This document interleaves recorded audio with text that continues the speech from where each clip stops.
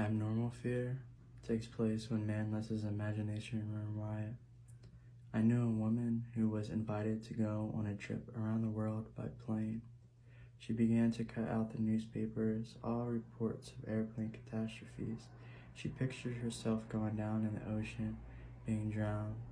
This abnormal fear, had she persisted in, she would have undoubtedly have attracted what she feared most. Another example of abnormal fear is that of a businessman in New York who was very prosperous and successful. He had his own private mental motion picture of which he was the director. He would run this mental movie of failure, bankruptcy, empty shelves, and no bank balance until he sank into a deep depression. He refused to stop this morbid imagery and kept reminding his wife that this can't last, there will be a recession.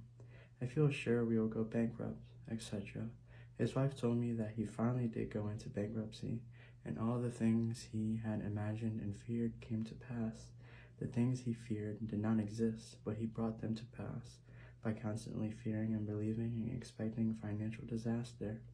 Job said the same thing. The thing I feared has come upon me. There are people who are afraid that something terrible will happen to their children and that some dread catastrophe will befall them. When they read about the epidemic or a rare disease, they live in that fear that they will catch it, and some imagine that they already have the disease. All this is abnormal fear.